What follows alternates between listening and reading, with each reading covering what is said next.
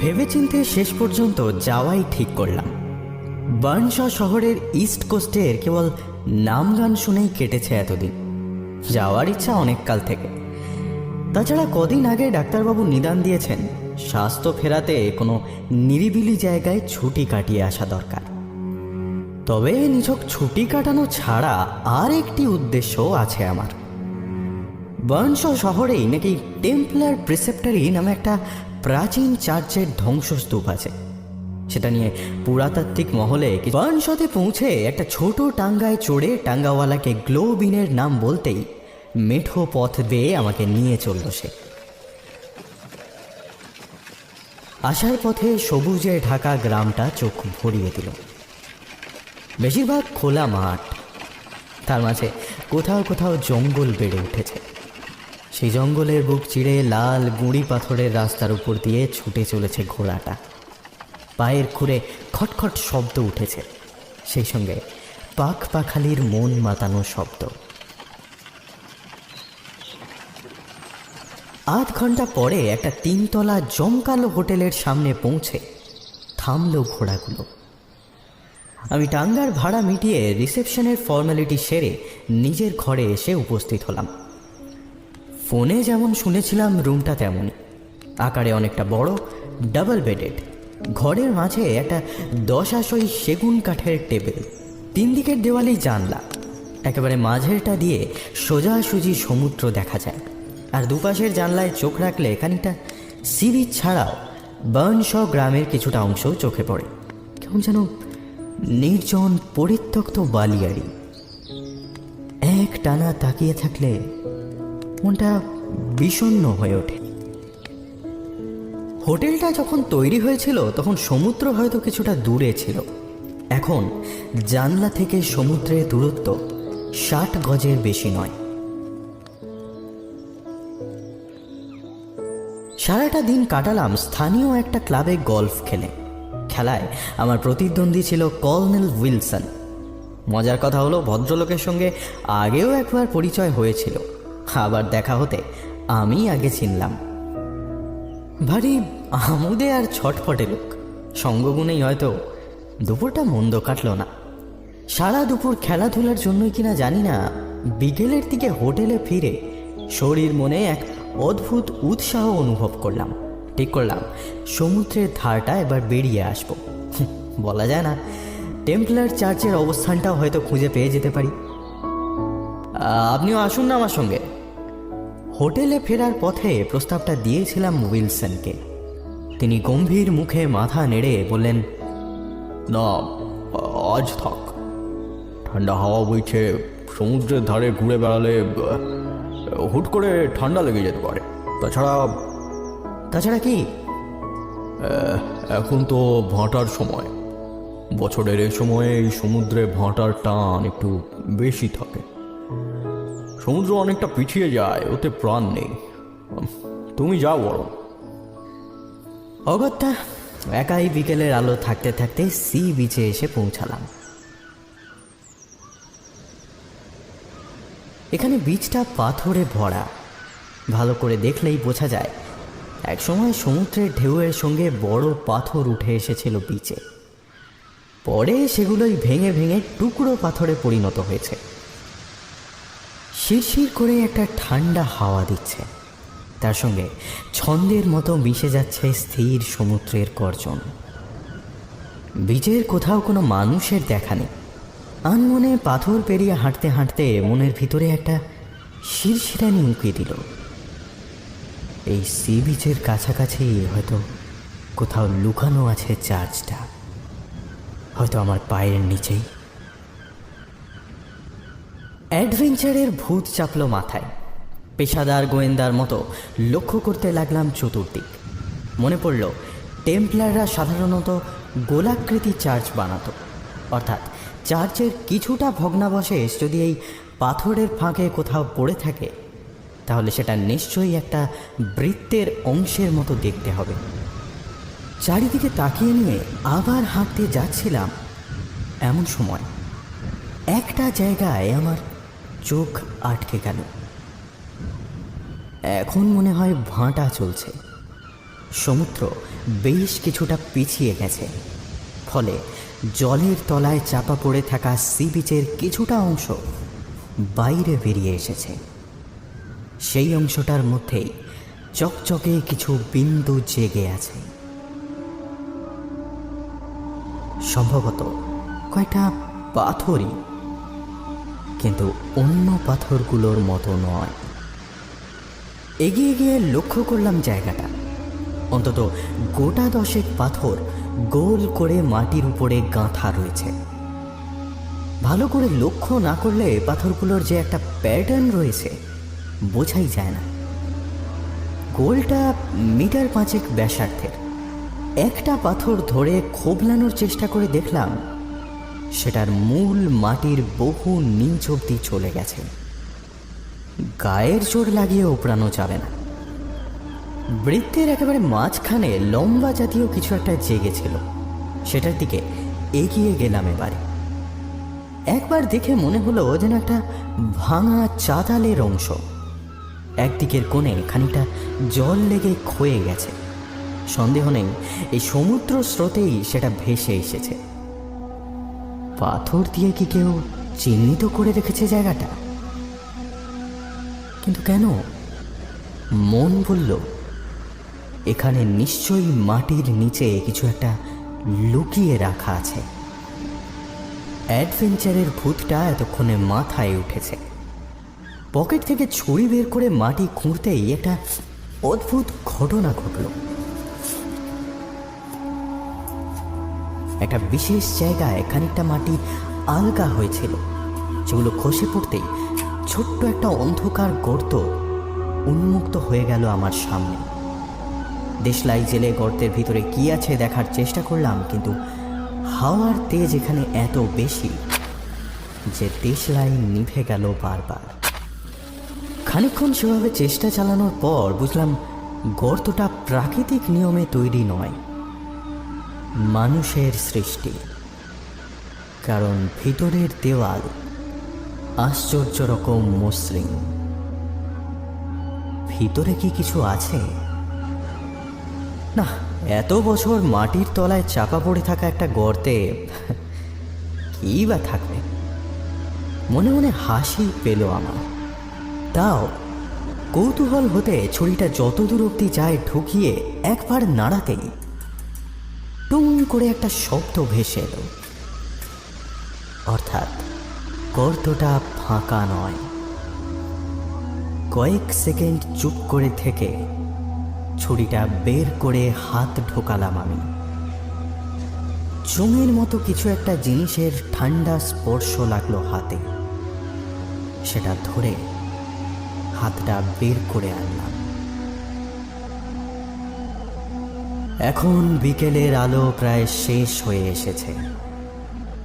সেই ক্ষীণ আলোতেও লক্ষ্য করলাম আমার হাতে ধরা আছে একটা 4 ইঞ্চি লম্বা ধাতব টিউব। সন্দেহ নেই জিনিসটা অন্তত কয়েকশো বছরের পুরনো। জায়গাটা আরও কিছুক্ষণ খোঁজাখুঁজি করে আর কিছুই পেলাম না। কেবল গর্তটা ছাড়া আর কিচ্ছু ছিল না সেখানে। বিকেলের আলো এতক্ষণে প্রায় নিশ্চিহ্ন হয়ে এসেছে। আরও কিছুক্ষণ সেখানে ঘোরাঘুরি করে সমুদ্রের হাওয়া খেয়ে আমি ফেরার পথ ধরলাম। সি বিচ থেকে দূরে শহরের রাস্তাটা দেখা যায়। সেখানে গোধূলির হলদে ক্ষীণ আলো মেখে কটা ঘোড়ার গাড়ি আর পথচারী পার হয়ে যাচ্ছে। ছোট বোল্ডারগুলো পেরোতে পেরোতে কেন জানি না পকেটে হাত চলে যাচ্ছিল বারবার।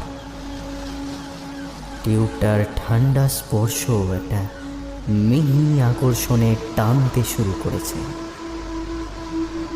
মাটির নিচে কি কেউ লুকিয়ে রেখেছিল টিউবটাকে? কিন্তু কেন? কি হয় ওটা দিয়ে? অদ্ভুত অনুভূতি এসে চেপে ধরল আমাকে। মনে হলো সমুদ্রের ঢেউয়ের মধ্যে মিশে চাপা আর্তনাদ ভেসে আসছে, যেন আমাকে কোনো কারণে বারবার ফিরে তাকাতে বলছে সমুদ্রটা। মুহূর্তে ফিরে তাকালাম। সমুদ্রের ঠিক পাড় বরাবর কালো রঙের কিছু একটা দাঁড়িয়ে আছে, যেন একটা মানুষ। আশ্চর্য, আমি এতক্ষণ বিচেই ছিলাম, কাউকে চোখে পড়েনি। একটা সমুদ্র থেকে উঠে এলো নাকি? এত দূর থেকে লোকটার চোখ মুখ কিছুই স্পষ্ট বোঝা যায় না। কিছুক্ষণ পেছন ফিরে মন দিয়ে তাকে দেখতে লাগলাম আমি। লোকটা আমার দিকে ফিরে আছে না সমুদ্রের দিকে বোঝা যায় না। দু একবার কেন জানি না মনে হলো আমার দিকে কিছুটা এগিয়ে এসেছে সে। ব্যাপারটাকে আর গুরুত্ব না দিয়ে মুখ ফিরিয়ে নিয়ে আবার হাঁটতে লাগলাম।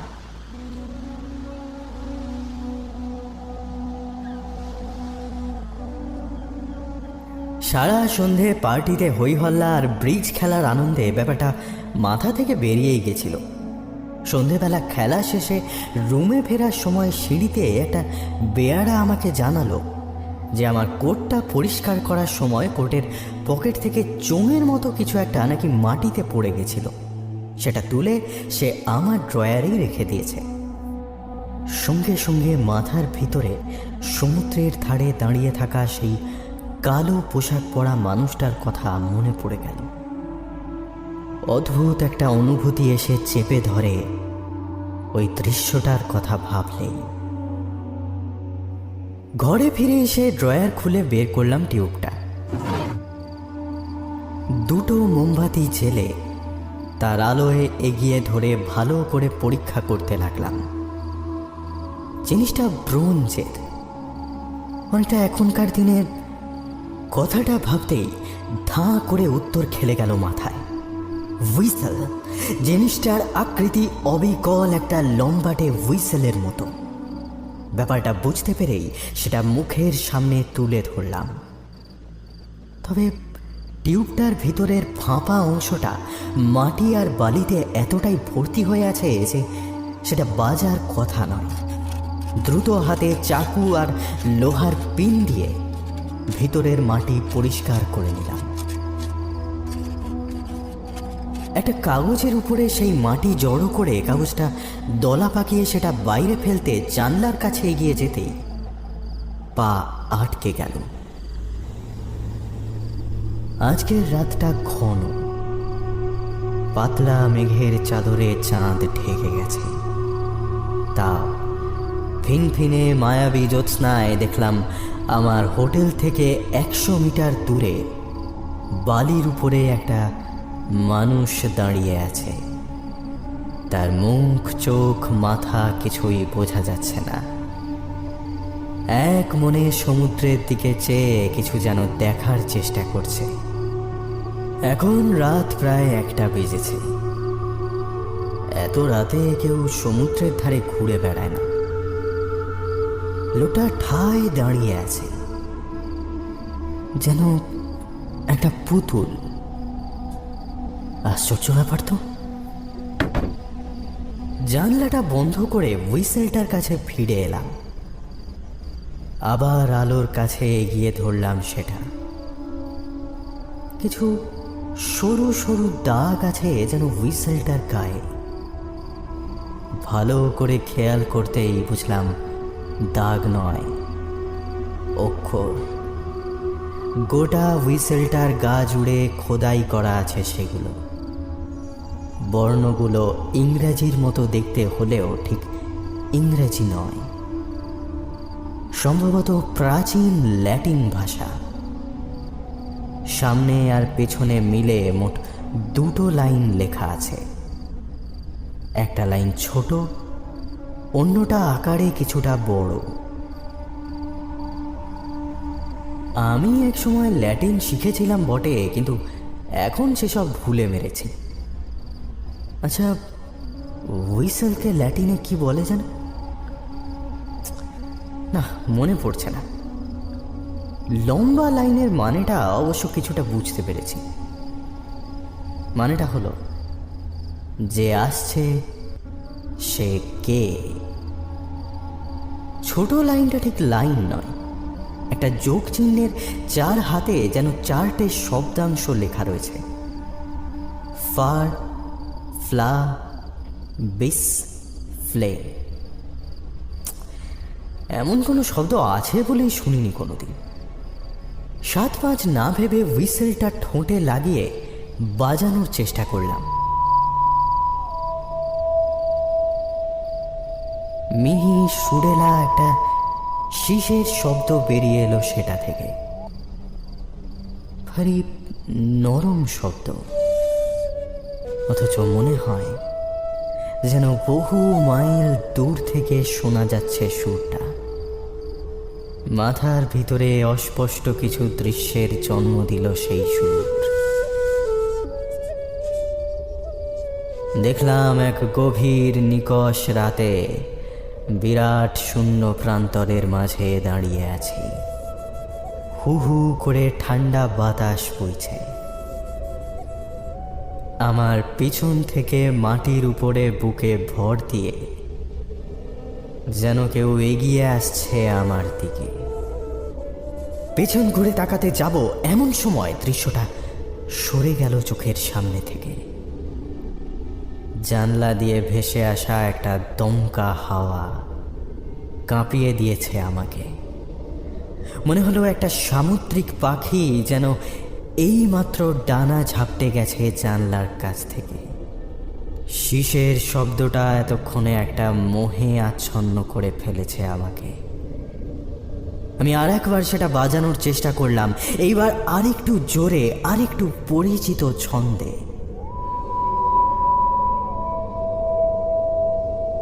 এবার কিন্তু আর কোনো দৃশ্য তৈরি হলো না।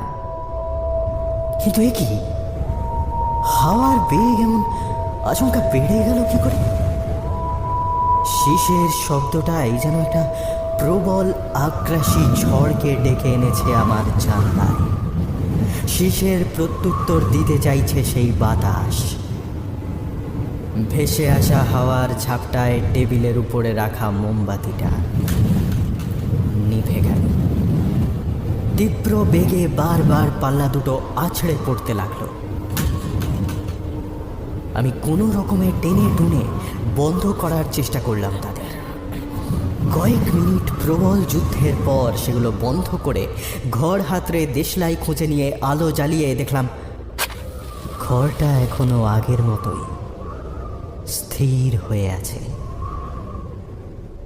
হাওয়ার দাপটে ভিতরের কিচ্ছু ওলট পালট হয়নি।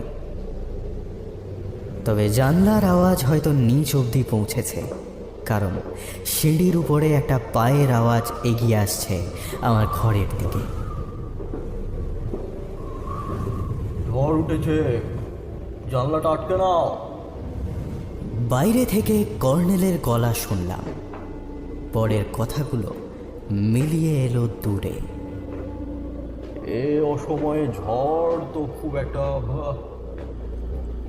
আলো নিভিয়ে শুয়ে পড়লাম, কিন্তু ঘুম এলো না। মনে হলো নিজের হৃৎপিণ্ডের শব্দ শুনতে পাচ্ছি। ভয় হলো যে কোনো মুহূর্তে থেমে যেতে পারে শব্দটা। যতক্ষণ না সকালের আলো ফুটছে এ ভয়টা কাটবে না। পাশের ঘরে কারো হাঁটা চলার আওয়াজ পেয়ে বুঝলাম আমি একা জেগে নেই। খানিকটা স্বস্তি পেলাম।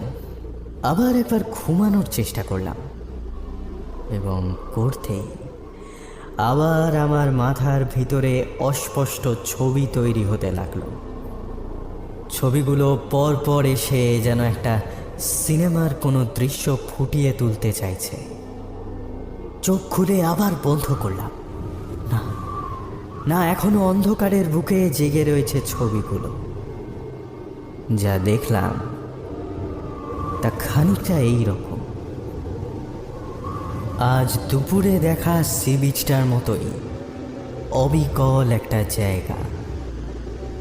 আলো কমে এসেছে। মনে হচ্ছে দিগন্তের কাছ থেকে একটা ঝড় এগিয়ে আসছে কাছে। ঝিরঝির করে বৃষ্টিও শুরু হয়েছে। প্রথমে কোনো জীবিত প্রাণী চোখে পড়েনি, কিছুক্ষণ পরে বহু দূরে একটা ক্ষুদ্র কালো পদার্থ যেন জেগে উঠল। কয়েক সেকেন্ড পরেই সেই কালো বস্তুটা পরিণত হলো একটা মানুষের অবয়বে। ক্রমশ সেই মানুষটা ছুটে বেড়াতে লাগলো বিচের উপরে। বারবার ফিরে তাকাতে লাগলো পেছনে, মনে হলো যেন কিছু একটা তাড়া করেছে তাকে। সেটার ভয়েই দৌড়ে পালাচ্ছে সে। শেষে অবসন্ন হয়ে পাথরের উপরে আছড়ে পড়ল মানুষটা। ভয়ার্ত চোখে তাকিয়ে থাকলো উপরের দিকে। এতক্ষণ অবধি লোকটা ঠিক কিসে ভয় পাচ্ছে সেটা বুঝতে পারিনি। এখন খেয়াল করলাম সমুদ্রের একেবারে পাড় বরাবর যেখানে সে নুড়ি পাথর আর ফেনা জমা হয়েছে, সেখানে হালকা বিদ্যুতের মতো রঙের গতিশীল কিছু একটা তৈরি হয়েছে। হাওয়ায় ভেসে দুপাশে সরে যাচ্ছে জিনিসটা। আকারে বড় হচ্ছে যেন ঝাপসা হয়ে যাওয়া একটা প্রাণী দেহ। জিনিসটার ভেসে বেড়ানোর মধ্যে এমন কিছু ছিল যাতে সেটা অনেকটা দূরে আছে ভেবে নিশ্চিন্ত হলাম। ক্রমশ সেটা এগিয়ে আসতে লাগলো পাথরের আড়ালে লুকিয়ে থাকা মানুষটার দিকে, যেন হাওয়ায় ভেসে একদলা হিংস্র মেঘ সরে যাচ্ছে। কয়েক সেকেন্ডের মধ্যে লোকটার শরীর স্থির হয়ে গেল। বুঝলাম তার শরীর থেকে প্রাণ বেরিয়ে যেতে শুরু করেছে। আর চোখ খোলা রাখতে পারলাম না। উঠে বসলাম বিছানার উপর। ঠিক করলাম মোমবাতি জ্বালিয়ে গল্পের বই পড়ে বাকি রাতটা কাটিয়ে দেব। দেশলাই ঘষার শব্দে কিংবা আলো জ্বলে ওঠায় ঘরের কয়েকটা ইঁদুর মনে হয় বিরক্ত হলো। মেঝের উপর তাদের দৌড়াদৌড়ির আওয়াজ পেলাম একবার। টেবিলের উপরে বই রেখে পড়া শুরু করতেই ঘুম পেয়ে গেল। বইয়ের উপরে মাথা রেখে কখন ঘুমিয়ে পড়লাম নিজেই বুঝতে পারলাম না।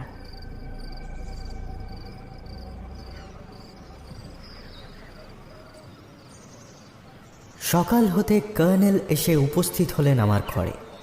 তার ঠোঁটের কোণে একটা আলগা হাসির ছোঁয়া লেগেছিল। ভুরু নাচিয়ে বলেন, কাল রাতে ভালো ঘুম হয়নি মনে হচ্ছে। হ্যাঁ, তা বলতে পারো। ভালো কথা। তুমি নিচে ব্রেকফাস্ট করছিলে যখন তোমার ঘর গোছাতে এসে ভৃত্যটি ভারী গজগজ করছিল। সে কি? কেন? একটু হাসে কর্নেল। ডাবল বেডরুম নিয়েছো মানেই রাতে দুটো বিছানাই ব্যবহার করবে, সেটা আগে ভাবেনি হয়তো বেচারা। দুটো বিছানার চাদর পাল্টাতে হয়েছে বলেই খেপে গেছিল। দুটো বিছানা? অবাক হয়ে গেলাম। আমি তো একটাতেই শুয়েছিলাম। তাহলে ঘুমের ঘোরে হয়তো আরেকটাতে চলে গেছিলে।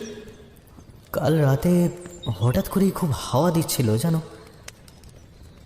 ছেলেবেলার একটা কথা মনে পড়ে গেল। কি কথা? আমার ছোটবেলাটা কেটেছে বোর্ডিং স্কুলে। তো সেখানে রাতের দিকে এমন দমকা হাওয়া দিলে আমরা বলতাম ওটা হাওয়া নয়, কেউ একটা শীষ দিচ্ছে। ছোটবেলায় কি বলছো? এইসব গ্রামের দিকের বুড়ো দামড়ারাও তো দেখেছি নানান রকম কুসংস্কার আঁকড়ে ধরে বসে আছে। অলৌকিক সব ব্যাপার স্যাপার, মানে ভূত প্রেত। তা তোমার বিশ্বাস নেই তাতে? একেবারেই না। কেন, তোমার আছে নাকি? আমার বিশ্বাস অবিশ্বাস কোনোটাই নেই। তবে শীষ আর হাওয়ার ব্যাপারে একটা থিওরি আছে বুঝলে। হাওয়ার গতিবিধি ঠিক কেমন তা নিয়ে বিজ্ঞানীদের মনে এখনও রহস্য আছে। হাওয়া খুব জোরে বইলেই শীষের মতো শব্দ হয়। যেমন ধরো কাল রাতের কথা, আমি হুইসেল দিলাম আর তার খানিক পরেই দমকা হাওয়ায় ঝড় উঠল। কেন জানি না মনে হচ্ছে আমার শীষের উত্তরই দিয়েছিল কেউ। যেন কেউ আমাকে শীষ দিতে শুনেই।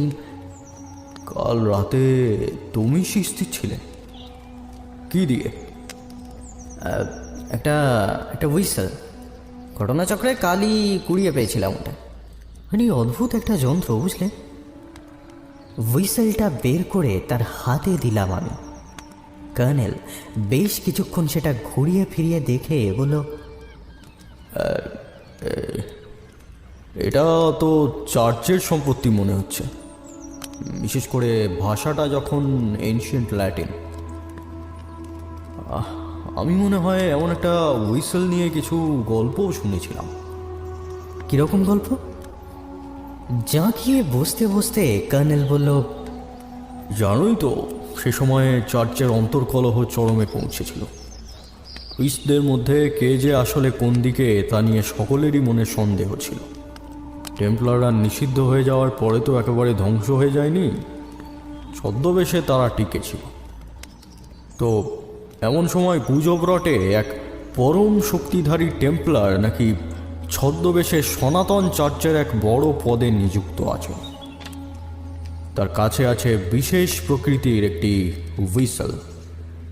সেই হুইসেলের শীষ নাকি অন্ধকার জগতের কোনো অপশক্তিকে ডেকে আনে। তবে অনেক চেষ্টা করেও লোকটাকে কেউ শনাক্ত করতে পারে না। কালের নিয়মে হুইসেলের কথাটাও ঢাকা পড়ে যায়। এরপর আর কথা বিশেষ এগোয় না। আমরা এই প্রসঙ্গটা বাদ দিয়ে মাথাটা একটু হালকা করতে আবার গোটা দুপুরটা গ্রামেরই মাঠে গলফ খেলে কাটাই। বিকেলের আলো মরে আসতে হোটেলে ফেরার পথ ধরি। আমার মনের কোণে বীজটা আর একবার ঘুরে দেখার একটা ইচ্ছা জাগছিল, কিন্তু ক্লান্তিতে সে উৎসাহে আর সায় দিলাম না। গলফ কোর্স থেকে হোটেলে ফিরতে গেলে হোটেলের পেছন দিক দিয়ে সামনে আসতে হয়। আজ আমি আর কর্নেল সেই ঘুরপথের কাছে আসতে একটা ভৃত্য শ্রেণীর লোকের সঙ্গে প্রায় মাথা ঠোকাঠুকি হয়ে গেল। মনে হলো ভয় পেয়ে যেন দৌড়ে পালাচ্ছিল লোকটা। কর্নেল তাকে থামিয়ে দিয়ে বলল, দাঁড়ানো, কি ব্যাপার, কি হয়েছে? লোকটার কথা স্পষ্ট বোঝা গেল না। আমতা আমতা করল সে। একটা একটা একটা মুখ সাহেব, জানলায় জানলায় একটা একটা মুখ। মুখ? কোন জানলায়? লোকটা কাঁপা কাঁপা হাতে আঙুল তুলে যে জানলাটা দেখালো সেটা আমার নিজের রুমের। আমি লোকটার কাঁধ চেপে ধরলাম। কি রেখেছো তুমি, ঠিক করে বলো। আমার রুমের চাবি আমি ছাড়াও আরও কয়েকজন ভৃত্যের কাছে থাকে, ফলে আমার অনুপস্থিতিতে জানলায় মুখ দেখা আশ্চর্য কিছু নয়। তাও লোকটা এত ভয় পেয়েছে, মানে মুখটা সাধারণ মুখ নয়। ফ্যাকাশে রক্তশূন্য, কি ভয়ঙ্কর! লোকটা টলে পড়ছিল আরেকটু হলে। কর্নেল বলল, একে আর খাটিয়ে লাভ নেই, চলো চলো আমরাই দেখি। আমিও আর না দাঁড়িয়ে হোটেলের সিঁড়ি বেয়ে উঠে এলাম। দ্রুত প্যাসেজ দিয়ে ঢুকে এলাম ভিতরে। দরজাটা খুলতে গিয়েও থমকে দাঁড়ালাম। পকেটে হাত ঢুকিয়ে কিছু অনুভব করার চেষ্টা করলাম। মুখ দিয়ে চাপা স্বরে শব্দ বেরিয়ে এলো। স্পষ্ট মনে আছে দরজাটা লক করে গেছিলাম। খবর নিয়েছি এর মাঝে চাকর বাকর কেউ আসেনি ঘরে। মানে ঘর যদি যেমন রেখে গেছিলাম তেমন না থাকে, তার অর্থ একটা হ্যাঁচকা টানে দরজাটা খুলে ফেললাম আমি। না, কিছু পাল্টায়নি, ঘরটা আগের মতোই আছে। বিছানাটা ছাড়া। আমি মুখ তুলে তাকালাম। ওটা আমি তো ওটার ধারে কাছেও যাইনি একবারও। ঘরটা আবার বন্ধ করে নিচে নেমে এলাম আমরা। সারাটা সন্ধে কাটালাম ব্রিজ খেলে। তবে খেলায় মন বসল না কারোই। কর্নেলের মুখ গম্ভীর হয়ে রইল। রাত হতে নিজের রুমে যাওয়ার সময় বলে গেল, রাতে কোনো দরকার পড়লে আমাকে ডাক দিও। ভালো কথা, তোমার হুইসেলটা আর একবার দেখাও তো। দেওয়ালে ঝুলন্ত আলোটার কাছে সেটা খুঁটিয়ে দেখল কর্নেল। জিজ্ঞেস করলাম, লেখাগুলোর মানে ধরতে পারলে কিছু? না, এখানে আলো কম। এটা কি করবে ঠিক করলে? কেমব্রিজে ফিরে কোনো আর্কিওলজিস্টের থেকে পরীক্ষা করিয়ে নেব একবার। যদি তেমন ঐতিহাসিক মূল্য থাকে তাহলে মিউজিয়ামে দিয়ে দিতে পারি। তবে আমি তোমার জায়গায় থাকলে এখনই গিয়ে সমুদ্রে ফেলে আসতাম ওটা। যাই হোক, শুভরাত্রি। আমার ঘরের জানলায় কোনো ব্লাইন্ড বা পর্দা নেই। কাল এ ব্যাপারটা খেয়াল করিনি, কারণ কাল চাঁদের আলো ছিল না। আজ বিছানার উপর এত গাঢ় জ্যোৎস্না এসে পড়েছে যে ঘুমের ব্যাঘাত ঘটতে পারে। খানিকটা বিরক্তই হলাম। অগত্যা একটা ছাতা ক্লিপ দিয়ে আটকে দিলাম জানলার সঙ্গে। তারপর মোমবাতি নিভিয়ে শুয়ে পড়লাম। ঘন্টা খানেক ঘুমিয়েছিলাম হয়তো। এমন সময় একটা ধাতব খটখট শব্দে ঘুমটা ভেঙে গেল। চোখ খুলেই বুঝতে পারলাম ঠিক কি ঘটেছে। আমার ক্লিপ দিয়ে আটকানো ছাতাটা খসে মাটিতে পড়েছে এবং জানলা দিয়ে চাঁদের আলো এসে বিছানা ভাসিয়ে দিয়েছে। বিরক্ত হলাম, আবার উঠে আটকে দেব ছাতাটা। কয়েক মিনিট সম্ভাবনাগুলো খতিয়ে দেখতে লাগলাম। ভাবতে গিয়েই একটা ক্ষীণ শব্দ কানে এলো আমার। নিঃশ্বাস প্রায় বন্ধ হয়ে এলো। কিছু একটা নড়াচড়া করছে আমার ঘরে এবং আওয়াজটা আসছে আমার পাশের ফাঁকা খাটটা থেকে। ধেড়ে ইঁদুর জাতীয় কিছু থাকে ওতে। কয়েক সেকেন্ডের মধ্যে থেমে গেল শব্দটা। না, ওই যে আবার শুরু হয়েছে। ইঁদুরের শব্দ তো এত জোরে শোনা যাওয়ার কথা নয়। দ্রুত বিছানা থেকে উঠে জানলার দিকে এগোনোর চেষ্টা করলাম, আর করতেই বুঝতে পারলাম সিদ্ধান্তটা ভুল। কারণ আমার বিছানার উপরে যে অদৃশ্য প্রাণীটা এতক্ষণ ছিল, অনুভব করলাম সে বিছানা থেকে নেমে এসেছে এবার। তার দুটো হাত দুদিকে ছড়ানো। ঘরের মাঝে এক রাশ অন্ধকার মেখে এসে ঠায় দাঁড়িয়ে আছে আমার দিকে চেয়ে। আমি তাকে দেখতে পাচ্ছি না, কিন্তু অস্তিত্ব অনুভব করতে পারছি। ক্রমশ সেটা একটু একটু করে অবস্থান পাল্টাতে শুরু করেছে। তার হাত দুটো বারবার বিছানার উপরে এসে পড়ছে। মনে হলো যেন খামচে ধরার চেষ্টা করছে, কিন্তু কেন? উত্তরটা খেলে গেল মাথার ভিতরে। প্রাণীটা অন্ধ। ক্রমশ দুটো হাত দিয়ে বিছানার চাদরটা টেনে নিল সে। গোটা চাদরটা টেনে নিয়ে কিছুক্ষণের জন্য মিলিয়ে গেল অন্ধকারের মধ্যে। আমি নিঃশ্বাস বন্ধ করে অপেক্ষা করতে লাগলাম। কয়েক সেকেন্ড পরে চাঁদের আলোয় ভেসে যাওয়া জানলাটার সামনে এসে দাঁড়ালো সে। সাদা কাপড়ে আপাদমস্তক জড়ানো একটা অবয়ব। সেই অবয়বের মুখের দিকে তাকিয়ে কাপড়ের যে আউটলাইনটা আমি দেখেছিলাম, তার বর্ণনা লেখার ক্ষমতা আমার নেই। সেই ভয়ঙ্কর হাড় হিম করা দৃশ্য আজও আমার ঘুমের মধ্যে হানা দেয়। একটু একটু করে আমার দিকে এগিয়ে এলো সে। যেন আমি ঘরে আছি সেটা সে বুঝতে পেরেছে। তার মুখের সামনের চাদরটা হাওয়ায় বারবার দুলে উঠছে। আমি আর নিজেকে সংযত রাখতে পারলাম না। একটা তীব্র চিৎকার বেরিয়ে এলো আমার মুখ থেকে। আর সেই শব্দে সেই চাদরে ঢাকা মূর্তিটা প্রায় হাওয়ায় ভেসে এগিয়ে এলো আমার দিকে। আমি পায়ে জোর পেলাম না, মনে হলো আমাকেও একটু একটু করে চাদরের ভিতরে জড়িয়ে নিচ্ছে সে। চোখ বন্ধ করে ফেললাম, মন বলল এবার চোখ খুললেই তার মুখটা দেখতে পাবো সামনে। বুকের কাছে একটা ঠান্ডা স্পর্শ অনুভব করছি।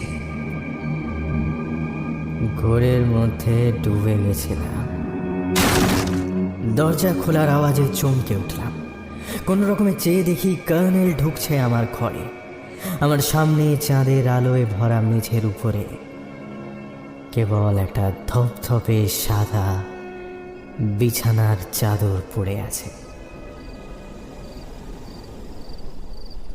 উইলসন আর কোনো প্রশ্ন করেনি আমাকে নিজের বিছানায় শুইয়ে অন্য খাটে এসে নিজে শুয়ে পড়ে। পরদিন সকালে দুজনে বেশ কিছুক্ষণ আলোচনা করে হুইসেলটাকে যত দূর সম্ভব সমুদ্রের গভীরে ফেলে আসার সিদ্ধান্ত নিই। এরপর আর বলার মতো কিছুই ঘটেনি। বার্নশ ছেড়ে আমি আবার বাড়ি ফিরে আসি। কর্নেলের সঙ্গেও আর দেখা হয়নি তেমন।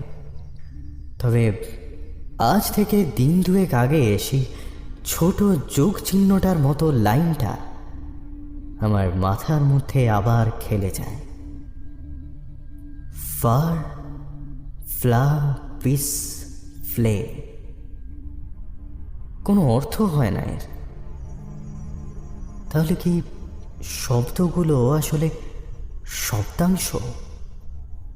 বাকিটা কি তাহলে? মাথার ভিতরে বিদ্যুৎ খেলে যায়। ফার বলে একটা শব্দ আছে, এর অর্থ চোর বা কুড়িয়ে পাওয়া। লাইনটা লেখা ছিল যোগ চিহ্নের মতো, অর্থাৎ বাকি তিনটে শব্দকে যোগ করতে হবে। ফ্লা বিস ফ্লে, ফ্লা বিস ফ্লে বিস, ফ্লাবিস ফ্লেভিস, ফার ফ্লাভিস ফ্লেভিস। আমার বুকের ভেতর হিম হয়ে গেল। ফ্লাবিস মানে বাজানো, ফ্লেভিস মানে কান্না। অর্থাৎ যে এই হুইসেল কুড়িয়ে পাবে, যে এই হুইসেল বাজাবে, তাকে আফসোস করতে হবে। আমি আমার কোটের ডান দিকের পকেটে হাত ঢোকালাম।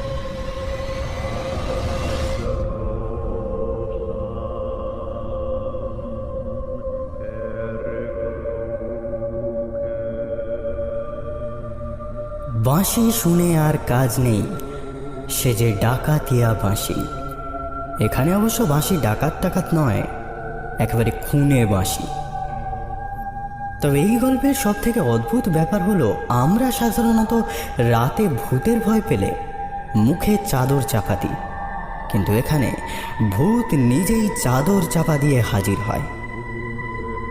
শুনছিলেন M.R. জেমসের কাহিনী whistle and I'll come to you my lad অবলম্বনে। শীষ দিও আমি আসব। সবাই ভালো থাকবেন। শুভরাত্রি।